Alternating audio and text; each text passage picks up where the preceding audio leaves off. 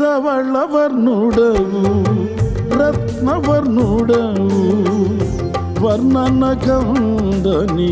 అతి సుందరుడవు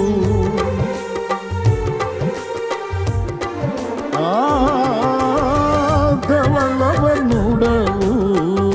రత్నవర్ణుడవు వర్ణన కందని అతి సుందరుడవు 24 పెద్దల మధ్యలో మహిమ ప్రభావముతో సింహాసనముపై ఆసీనుడా యేసయ్యా నా స్తుతి నీకేనయ్యా ఆసీనుడా